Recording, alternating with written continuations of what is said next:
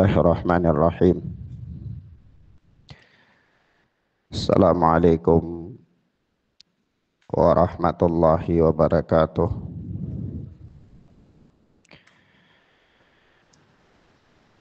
Alhamdulillahilladzi hadana lil Islam wa manna alaina bih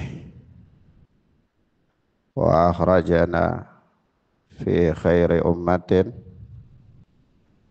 fa nas'aluhu at-taufiqa lima yuhibbu wa yarda wal hifdha mimma yakrahu wa yaskhat. Fa nusalli wa nusallimu ala habibina wa sayyidina Muhammad ibn Abdillah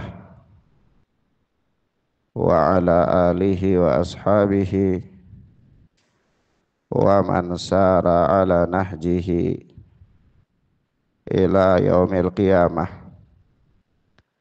Amma ba'd. Ikhwana fid din, rahimani wa rahimakumullah. Kita masih berada pada ucapan Al-Imam Al-Muzani rahimana wa rahimahullah, alin ala arsyihi fi majdihi bidatih wa huwa danin bi'ilmihi min khalqih ahata ilmuhu bil umuri wa anfadha fi khalqihi sabiqal maqdur wa huwa al-jawadul ghafur. Yaitu Allah tabaraka wa ta'ala adalah alin ala arsyih, tinggi di atas arasy-Nya, fi majdihi bidzatih, dalam kemuliaannya dan zatnya, wa huwa danin bi ilmihi min khalqih, dan Allah azza wa jalla itu dekat dengan ilmunya dari hambanya. Ahata ilmuhu bil umur, dan ilmu Allah subhanahu wa ta'ala meliputi segala perkara. Wa anfadha fi khalqihi sabiqal maqdur, dan Allah azza wa jalla mewujudkan dalam penciptaannya sesuai dengan apa yang telah Allah azza wa jalla takdirkan.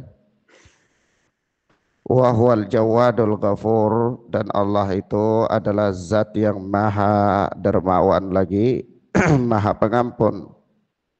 Allah subhanahu wa ta'ala berfirman dalam surat Ghafir, ya'lamu kha'inatal a'yuni wa ma tukhfi sudur. Yaitu Allah subhanahu wa ta'ala, dialah zat yang maha mengetahui pandangan-pandangan mata yang berkhianat, wa ma tukhfi sudur, dan apa-apa yang disembunyikan di dalam hati. Naam. Ikhwana fiddin, a'azzanillahu wa iyyakum. Kita telah membahas atau menyebutkan sejumlah dalil yang menunjukkan tentang ketinggian Allah subhanahu wa ta'ala di arasy-Nya.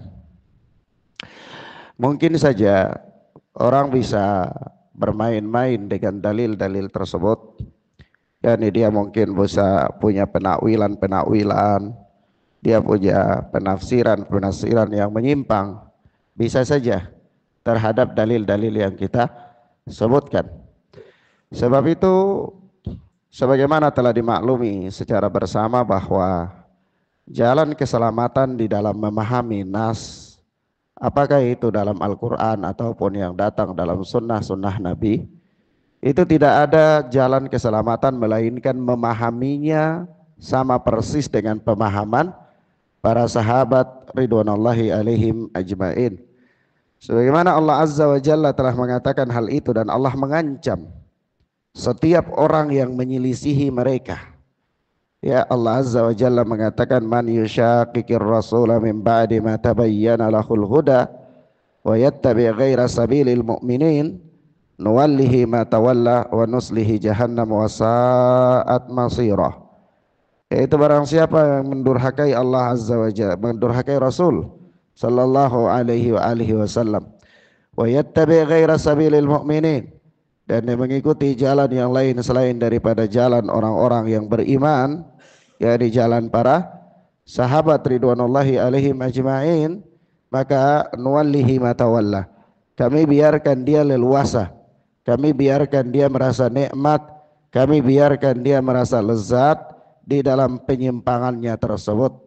Wa nuslihi jahannam, dan kami akan masukkan dia ke dalam nerakanya Allah Azza wa Jal, wa sa'at masira, dan neraka itu adalah seburuk-buruknya tempat kembali. Sisi pendalilannya adalah bahwa setiap orang yang menyelisihi para sahabat ridwanullahi alaihim ajmain sebagai orang-orang yang beriman yang disebutkan dalam ayat ini, dia mendapatkan ancaman. Ini orang yang menyelisihi jalan yang telah ditempuh oleh para sahabat, yang kata Rasulullah sallallahu alaihi wasallam adalah orang-orang yang mereka berada di atasnya ala mithli ma ana alaihil yauma wa ashabi. Orang-orang yang berada di atas jalan yang aku dan para sahabatku berada di atasnya hari ini. Dan setiap orang yang menyelisihi jalan yang telah ditempuh oleh para sahabat, maka Allah memberikan kepada dia dua ancaman. Ancaman yang pertama dia dapatkan di dunia, yaitu Allah akan biarkan dia leluasa dalam kebid'ahannya, dalam penyimpangannya, dia merasa nikmat di sana, ya. Sebab itu orang yang menyimpang di dalam penyimpangannya itu dia merasa nikmat, dia merasa lezat, dan kadang-kadang dia merasa lebih khusyuk di dalam penyimpangan tersebut. Sehingga apa? Sehingga dia tidak mampu lagi keluar dari penyimpangan itu. Dan itu adalah bagian dari apa? Bagian dari hukuman Allah kepadanya. Sebab itu datang di dalam hadis, ya, hajaballahu taubata ahlil bid'ah, ya, itu bahwa Allah Subhanahu wa taala menghalangi taubatnya ahlul bid'ah. Kenapa ahlul bid'ah itu mereka dihalangi untuk bertaubat? Ya, karena dia merasa nikmat dan dia merasa lezat dalam kebid'ahannya itu, sehingga tidak terbersit dalam hatinya untuk bertaubat, untuk meninggalkan amalan tersebut. Ya. Nah, yang kedua yaitu hukuman yang Allah berikan kepadanya di akhirat, yaitu seburuk-buruknya hukuman. Itu dengan Allah Subhanahu wa taala memasukkan dia ke dalam nerakanya Allah Azza wa Jalla, wal iyadu billah. Sehingga yang ingin kita katakan di sini adalah, kalau kita telah menyebutkan sejumlah nas tentang ketinggian Allah dan istiwanya Allah di arsy, maka untuk tidak terjadi penyelewengan pemahaman, maka kita kembalikan nas-nas tersebut kepada pemahaman orang-orang yang telah diberikan rekomendasi tentang keselamatan agama mereka, baik dari sisi pemahaman maupun dari sisi pengamalan. Iya. Nah, maka kita lihat di sini beberapa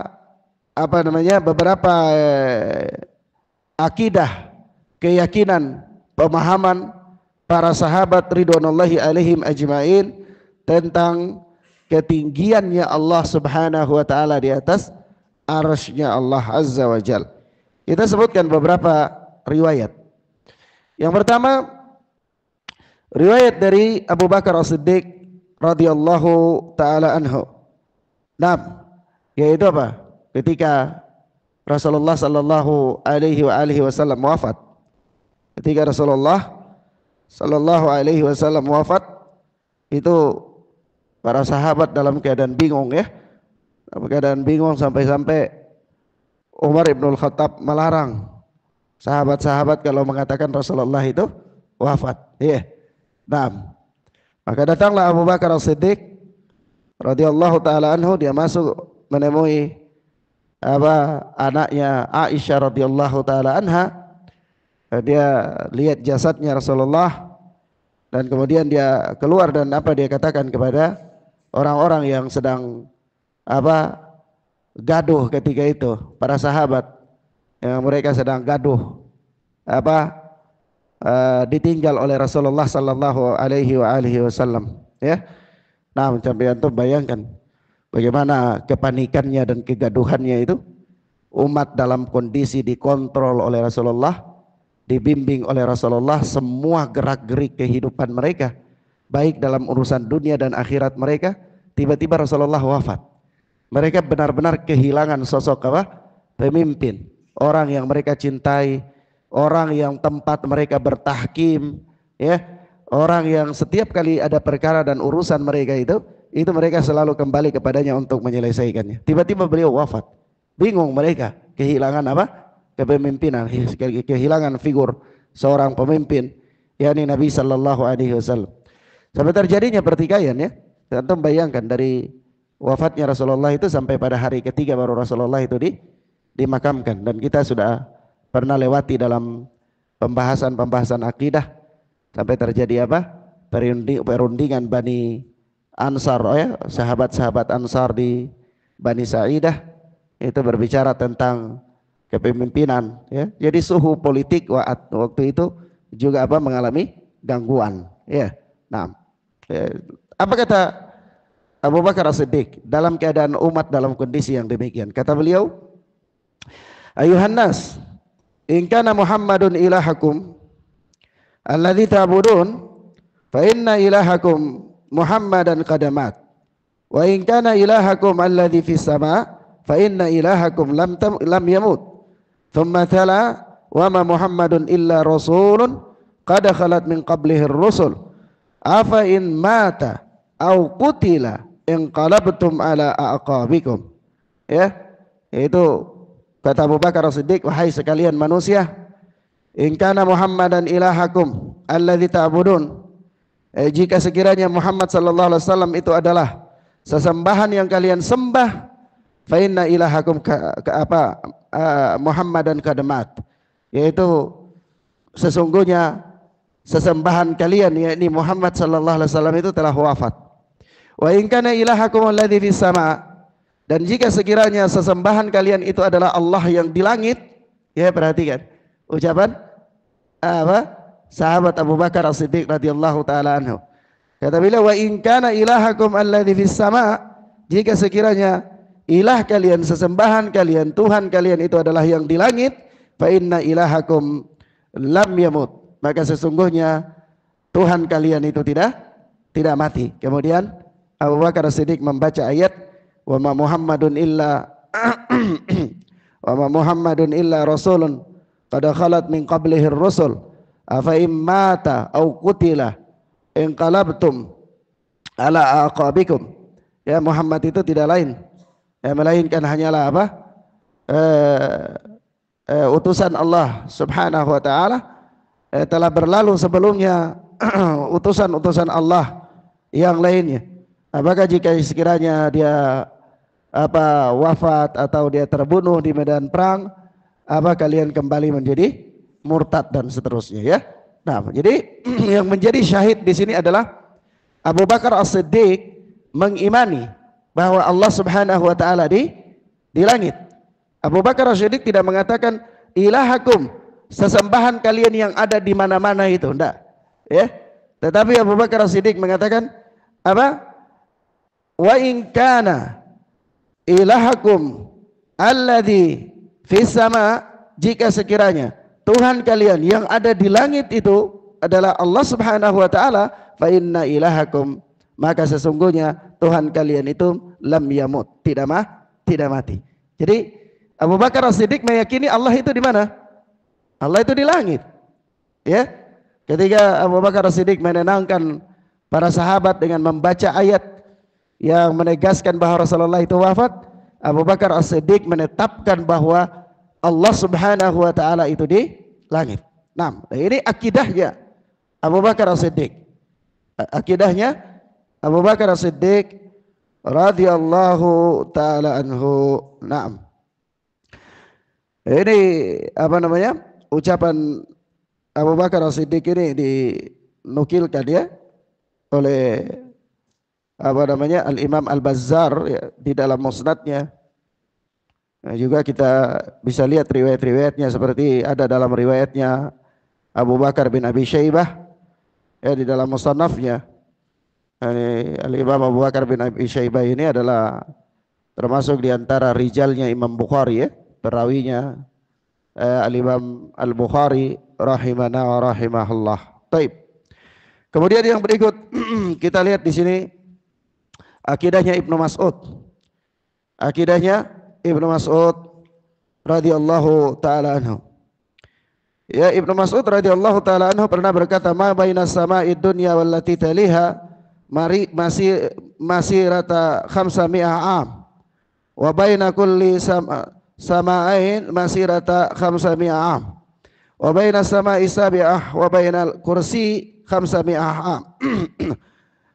Ya, yaitu kata beliau, kata Ibnu Mas'ud, antara langit dunia dan langit berikutnya itu sejauh 500, yaitu 500, sejauh 500 tahun perjalanan.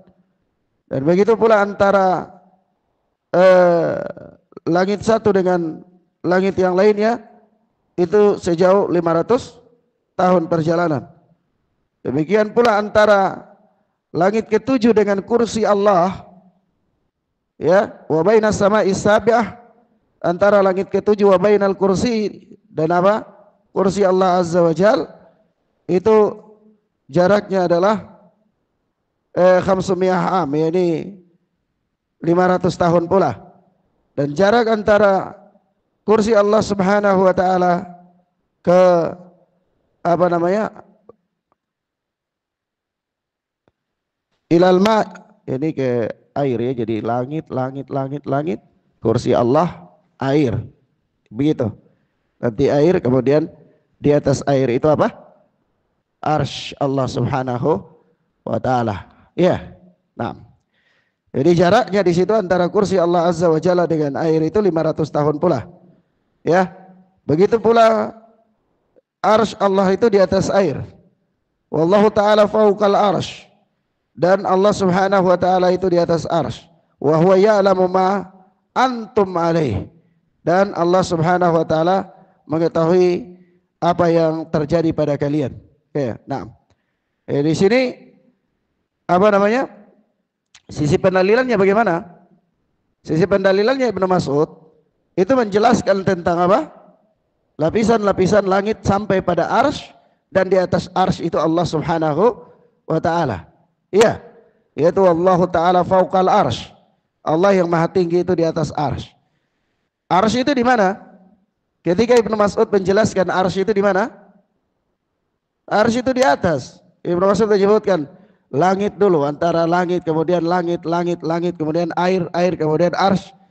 Arsy Allah Subhanahu wa taala, dan Allah itu istiwa di atas arsy Allah. Ya, berarti dia di atas.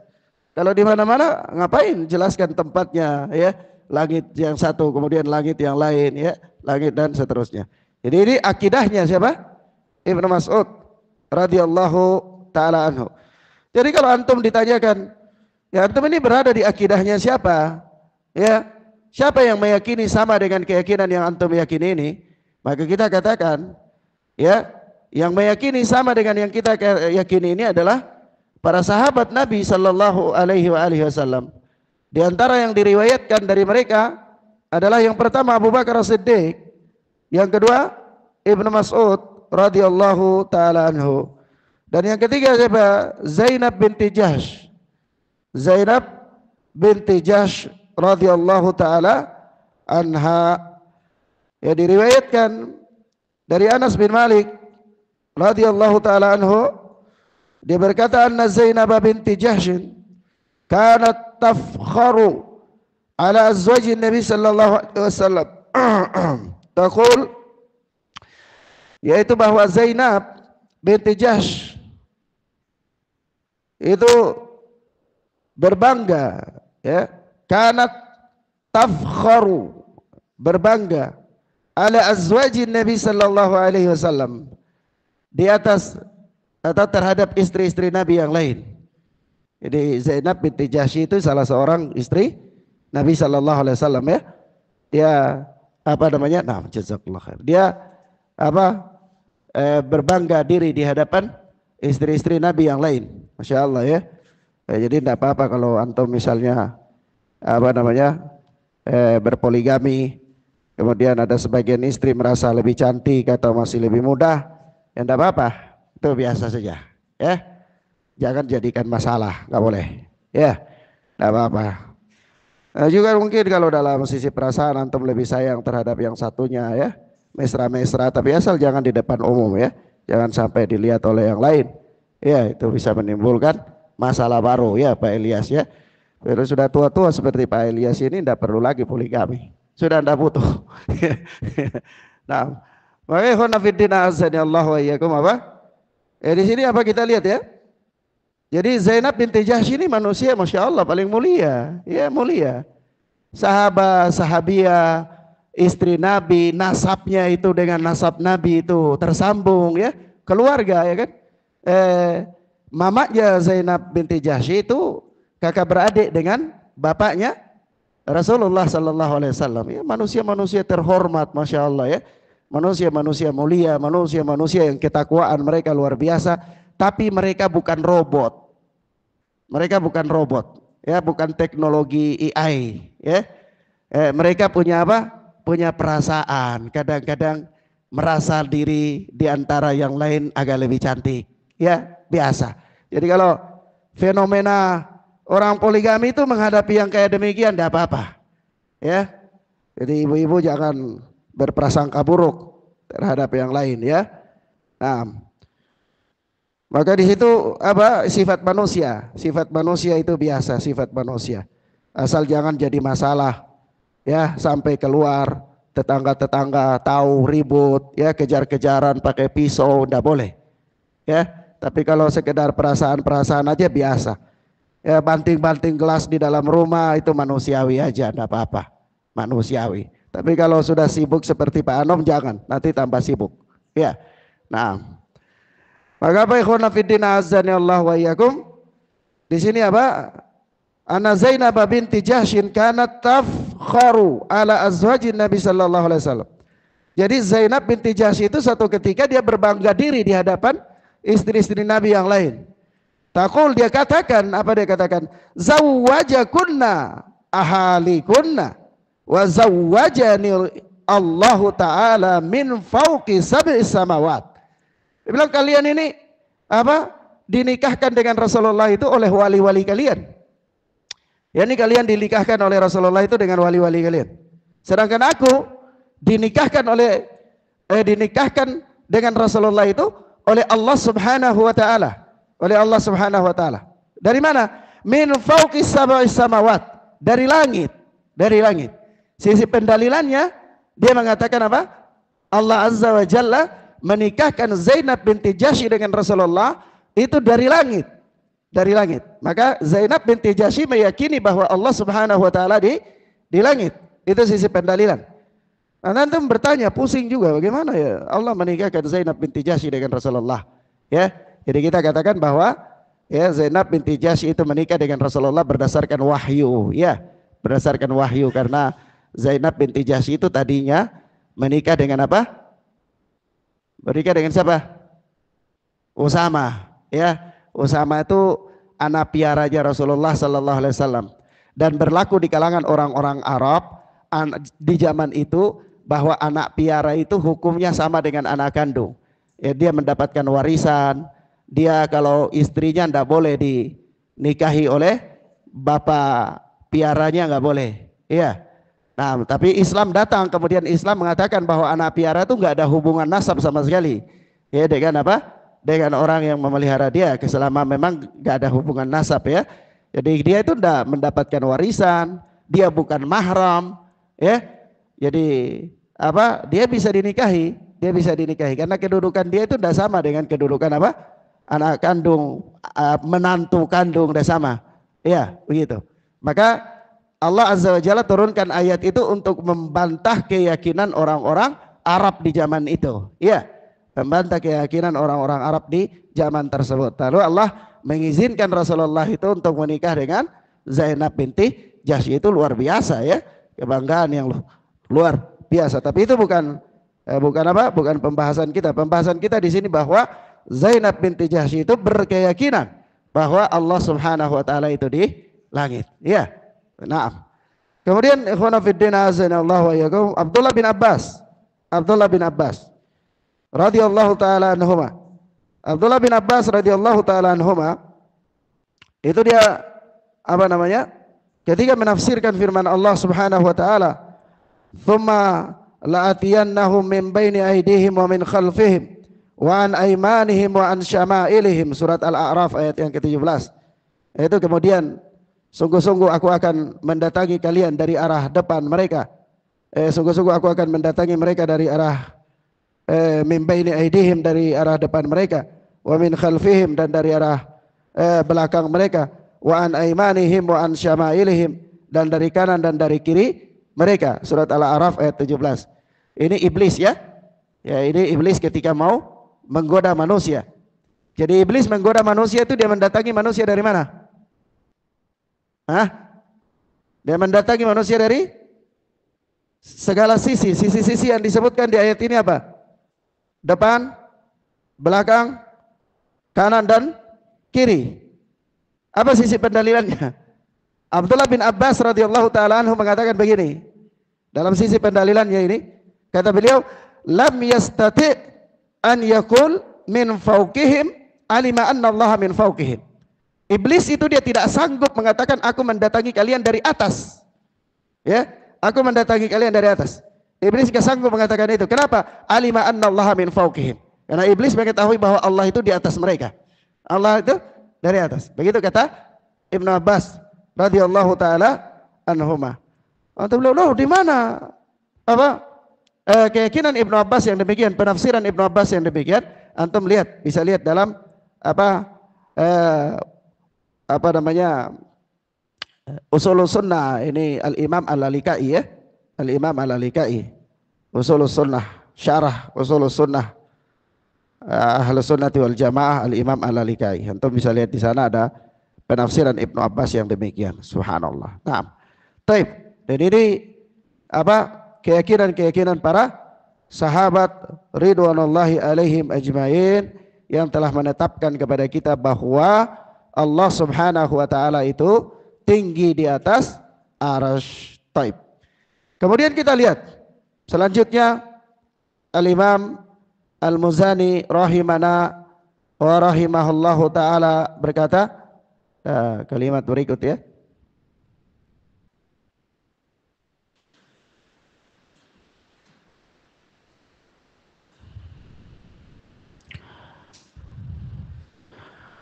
Fal khalqu amiluna bisabiqi ilmihi wa nafiduna lima khalaqahum lahu min khairin wa syarrin la yamlikuna li anfusihim min at-ta'ati naf'an wa la yajiduna ila sarfil ma'siyati anha daf'an.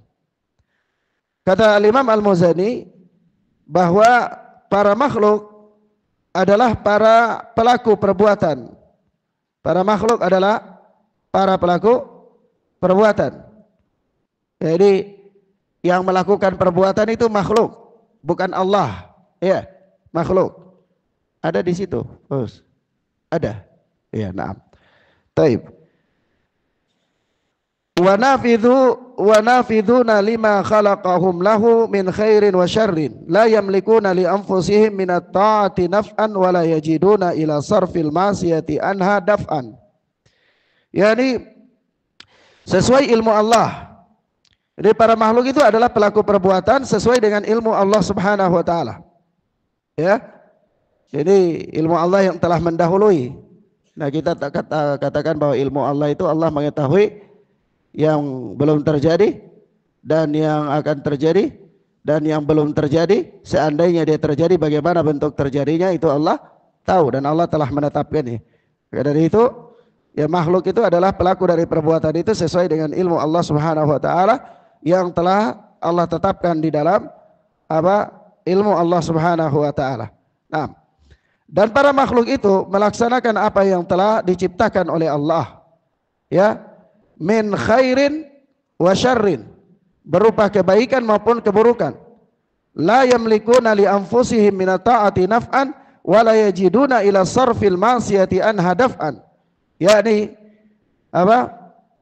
mereka makhluk itu tidak mempunyai kekuasaan untuk mendapatkan manfaat dalam berbuat ketaatan kepada Allah dan mereka juga tidak mampu untuk menolak hal-hal yang bisa memalingkan mereka daripada kemaksiatan.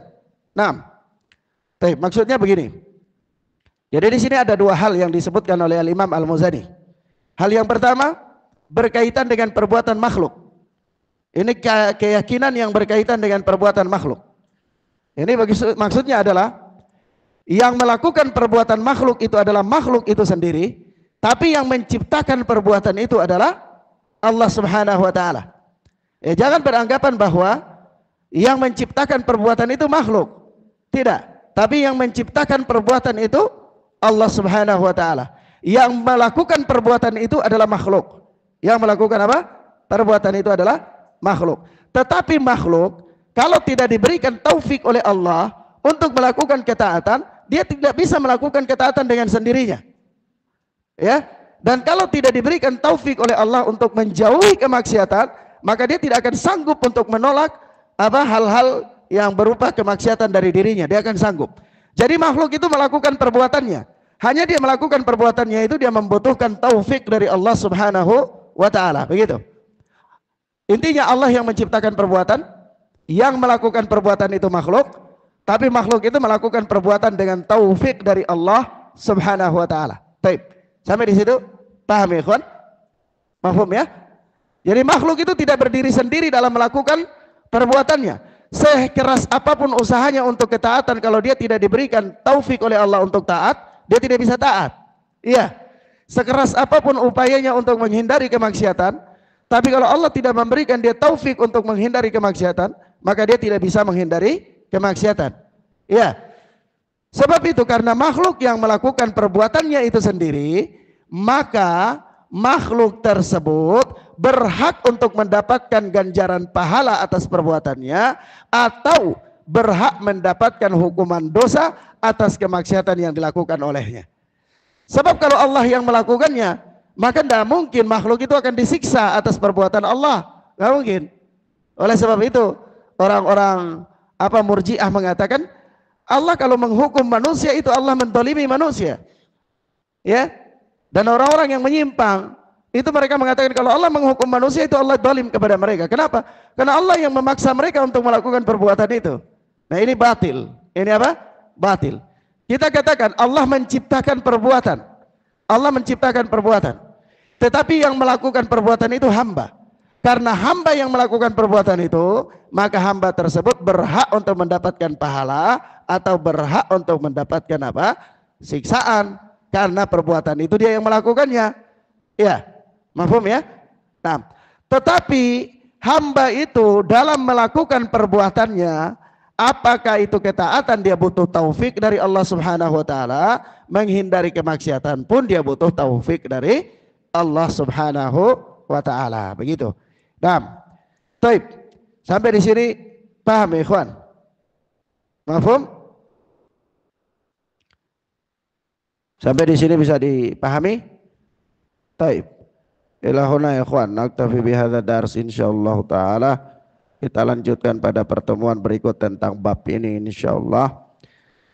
Nah, apa namanya? Kalau ngomong suara masih belum keluar full itu tenaga keras keluarnya, ya. Saya butuh simpan tenaga sedikit, ini sudah mau pulang Pak Ilyas. Ya. Jadi tenaga mesti disimpan. Ya. Pak Guntur. Naam, taib, barakallahu fikum wa sallallahu ala nabina Muhammad wa ala alihi wa sahbihi wasallam. Subhanakallahumma bihamdika asyhadu an la ilaha illa anta astaghfiruka wa atubu ilaik. Wassalamualaikum warahmatullahi wabarakatuh.